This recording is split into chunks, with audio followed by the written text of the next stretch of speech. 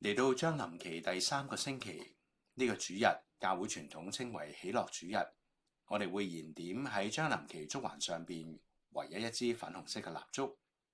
唔同於紫色所代表嘅莊嚴、悔罪同埋預備，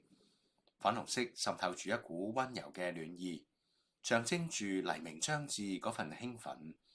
抑壓唔住嘅喜樂。因為耶穌基督降生帶俾世人真正嘅喜樂，就好似喺路加福音第2章，天使向伯利恆嘅牧羊人報喜，帶俾佢哋大喜嘅訊息，提醒信徒喺等待中能夠揾到希望同埋平安，準備迎接基督。天使話：不要懼怕，看啊，因為我報給你哋大喜嘅訊息係關乎萬民嘅。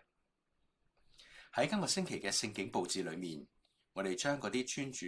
樸素手持木杖嘅牧羊人，連同佢哋嘅羊群，輕輕咁樣放入馬槽裏面。呢個係極具心意嘅安排。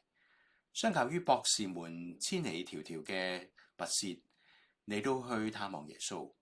呢群牧羊人係第一批被邀請嘅訪客。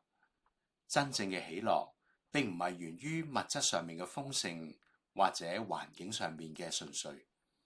而係源於上帝主動介入喺我哋日常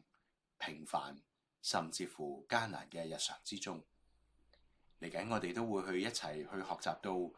喺聖經當中牧羊人嘅象徵，亦都帶俾我哋有啲乜嘢默想。